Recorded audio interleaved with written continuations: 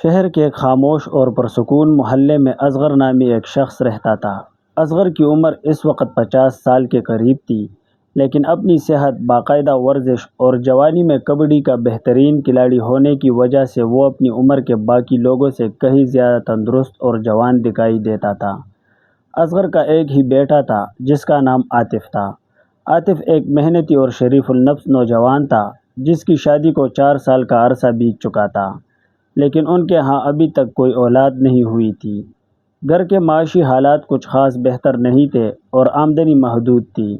اسی لیے عاطف نے اپنے خاندان کو ایک بہتر مستقبل دینے اور اپنے والدین کا سہارا بننے کی خاطر دوسرے شہر پردیس جانے کا فیصلہ کیا۔ وہ اپنی نئی نویلی بیوی کو اپنے والدین کے پاس چھوڑ کر روزگار کی تلاش میں دیار غیر روانہ ہو گیا۔ گھر میں اصغر، اس کی بیمار بیوی اور اس کی جوان بہو موجود تھے۔ اصغر کی بیوی گردوں کے سنگین عارضے میں مبتلا تھی اور زیادہ تر وقت بستر پر ہی لیٹی رہتی تھی۔ وہ اپنے روزمرہ کے کام کاج اور فرائض انجام دینے سے بالکل قاصر تھی، جس کی وجہ سے گھر کی تمام تر ذمہ داری، کھانا پکانا اور ساس کی دیکھ بھال بہو کے کندھوں پر آ پڑی تھی۔ وقت گزرنے کے ساتھ ساتھ اس گھر کی فضا میں ایک عجیب سی خاموشی اور گھٹن چھانے لگی۔ ایک طرف اصغر کی بیوی شدید بیماری کی وجہ سے بستر پر لاچار پڑی تھی اور شوہر کے حقوق پورے کرنے کے قابل نہیں تھی، جس کی وجہ سے اصغر خود کو تنہا اور بے بس محسوس کرتا تھا اور اس کے اندر خواہشات کا طوفان اٹھتا رہتا تھا۔ دوسری طرف اس کی جوان بہو، جس کی عمر بمشکل 22 یا 23 سال تھی، اپنے شوہر کی عدم موجودگی اور پردیس کی دوری کے باعث شدید تنہائی کا شکار تھی۔ بہو دن بھر ساس کی خدمت کرتی، گھر کی صفائی ستھرائی میں مصروف رہتی، لیکن جیسے ہی رات کا اندھیرا پھیلتا وہ اپنے کمرے میں اکیلی تڑپتی اور روتی رہتی۔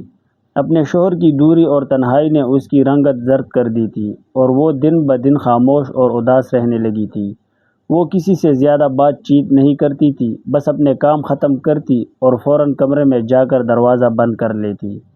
اصغر اکثر اپنی بہو کو اس حالت میں دیکھتا تو شروع میں اس کے دل میں ہمدردی پیدا ہوتی۔ اس نے چند بار بہو کو سمجھانے کی کوشش بھی کی، بیٹی یوں خاموش مت رہا کرو، باتیں کیا کرو تاکہ تمہارا دل ہلکا ہو سکے، لیکن بہو کچھ نہ بولتی اور خاموشی سے سر جھکا لیتی۔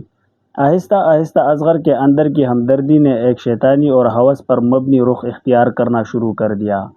دن تو جیسے تیسے گزر جاتا، لیکن رات ہوتے ہی اصغر کے اندر شیطانی وسوسے جاگ اٹھتے۔ وہ سوچتا کہ ابھی تو وہ بالکل جوان اور تندرست ہے، وہ یوں بے مقصد زندگی کیسے گزارے۔ دوسری طرف اس کی نظر اپنی بہو پر تھی، جو شوہر کی دوری اور ساس کی بیماری کے ماحول میں جذباتی طور پر انتہائی کمزور ہو چکی تھی۔ ایک دن اصغر اپنے کمرے میں بیٹھا ہوا تھا کہ اس نے بہو کو صحن میں روتے ہوئے دیکھا۔ اصغر اس کے پاس گیا اور ہمدردی کا ناٹک کرتے ہوئے بولا، بیٹی تم اس چھوٹی سی عمر میں کتنی اداس اور پریشان رہتی ہو۔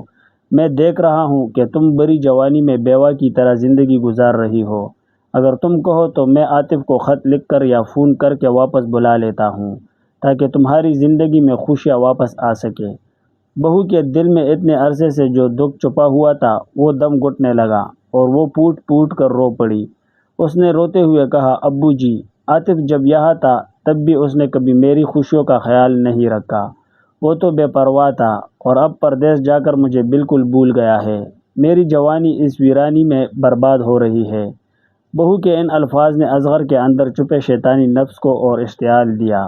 اس نے سوچا کہ کیوں نہ اس موقع کا فائدہ اٹھایا جائے۔ سیدھے راستے پر چلنے اور اپنے بیٹے کو واپس بلانے کے بجائے اصغر کے ذہن پر ہوس اور شیطان کا غلبہ ہو گیا۔ اس نے اپنی بہو کو گمراہ کرنا شروع کیا۔ اس نے کہا، دیکھو بیٹی، عاطف تو وہاں سے واپس آنے سے رہا اور نہ ہی میں اس طرح رہ سکتا ہوں۔ اگر ہم دونوں ہی اپنی ضرورتوں کے لیے کوئی درمیانی راستہ نکال لیں تو اس میں کیا حرج ہے۔ بہو یہ سن کر دنگ رہ گئی اور گھبرا کر بولی، ابو جی، یہ آپ کیسی باتیں کر رہے ہیں؟ میں شادی شدہ ہوں اور عاطف کی بیوی ہوں۔ لیکن اصغر نے اس کے ذہن کو بدلنے کا پورا منصوبہ بنا رکھا تھا۔ اس نے اپنے گناہ کو جائز قرار دینے کے لیے ایک ڈھونگی اور جعلی قاری کا سہارا لیا۔ اس نے بہو کو جھوٹی تسلی دی اور اس باطل شخص سے ایک غلط اور خود ساختہ فتویٰ سنوا دیا کہ اگر شوہر بہت عرصے دور رہے تو عورت اپنی حفاظت کے لیے عارضی طور پر ایسا قدم اٹھا سکتی ہے۔ حالانکہ دونوں کے دل کے کسی کونے میں یہ بات اچھی طرح معلوم تھی کہ شوہر کی موجودگی اور نکاح میں ہوتے ہوئے ایسا قدم شدید حرام، زنا اور بدکاری کے زمروں میں آتا ہے، لیکن نفس کی غلامی اور عارضی لذت کی خاطر انہوں نے شریعت، اخلاقیت اور رشتہ داری کی تمام حدیں پار کر دی اور گناہ کا راستہ اختیار کر لیا۔ یہ باطل اور گناہ کا سلسلہ کچھ عرصے تک خاموشی سے چلتا رہا، لیکن قدرت کا قانون ہے کہ گناہ کا پردہ ایک نہ ایک دن فاش ہو کر رہتا ہے۔ چند مہینوں بعد عاطف نے اپنے خاندان کو سرپرائز دینے کے لیے بغیر بتائے اچانک وطن واپس آنے کا منصوبہ بنایا۔ جب عاطف گھر پہنچا تو اسے گھر کے ماحول میں ایک عجیب اور مشکوک طباع نظر آئی۔ باپ اور بیوی کے رویے میں گھبراہٹ، خوف اور بیگانگی تھی۔ عاطف کو شک ہوا اور اس نے چھان بین شروع کی۔ بہت جلد عاطف پر حقیقت کا ایسا المناک اور خوفناک انکشاف ہوا کہ اس کے پاؤں تلے سے زمین نکل گئی۔ جس باپ کو وہ اپنا محافظ اور اپنا سایہ سمجھتا تھا اور جس بیوی کو وہ اپنے گھر کی عزت سمجھ کر گیا تھا، ان دونوں نے مل کر اس کی پیٹھ میں انتہائی ذلیل چورا گھونپا تھا۔ عاطف پر غم اور غصے کا پہاڑ ٹوٹ پڑا۔ شدید صدمے کی حالت میں اس نے فوراً اپنی بیوی کو طلاق دی اور اسے دھکے دے کر گھر سے نکال دیا۔ اس کے بعد اس نے اپنے باپ کی طرف دیکھا جس کی آنکھوں میں اب خوف اور شرمندگی تھی، اور کہا، آپ نے باپ کے مقدس رشتے کو داغدار کر دیا۔ آج سے میرا آپ سے کوئی تعلق نہیں۔ عاطف نے اپنے باپ پر لعنت بھیجی اور ہمیشہ کے لیے وہ گھر اور شہر چھوڑ کر چلا گیا اور کبھی واپس نہ آیا۔ آج اصغر اس بڑے ویران اور تاریک گھر میں بالکل اکیلا رہتا ہے۔ اس کی صحت ڈل چکی ہے، جوانی کا غرور ختم ہو چکا ہے اور طاقت کا گھمنڈ خاک میں مل چکا ہے۔ جس عارضی لذت اور نفس کی پیروی کے لیے اس نے اتنا بڑا گناہ کیا تھا، اس نے اس سے ہر چیز چھین لی۔ اس نے نہ صرف ایک معصوم لڑکی کی زندگی اور عزت برباد کی، بلکہ اپنے سگے بیٹے کا گھر اجاڑ دیا اور اسے ہمیشہ کے لیے کھو دیا۔ محلے کے لوگ بھی اس کی حقیقت جان کر اس سے شدید نفرت کرتے ہیں۔ اب اصغر دن رات تنہائی میں بیٹھ کر ہاتھ ملتا ہے، اپنی حماقت اور گناہ پر روتا ہے اور اللہ کے حضور معافی مانگتا ہے، لیکن جو عزت، رشتہ اور سکون وہ اپنے ہاتھوں سے لٹا چکا ہے، وہ کبھی واپس نہیں آ سکتا۔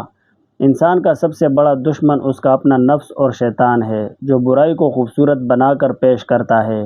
گمراہ کن باتوں سے ہوشیار رہے۔ اپنے مفاد یا عارضی فائدے کے لیے دین اور شریعت کے احکامات کو بدلنا دنیا اور آخرت دونوں کی رسوائی کا سبب بنتا ہے۔ حرام اور غلط راستے سے حاصل کی گئی خوشی عارضی ہوتی ہے، لیکن اس کا انجام ہمیشہ تنہائی، حسرت اور پچھتاوے پر ختم ہوتا ہے۔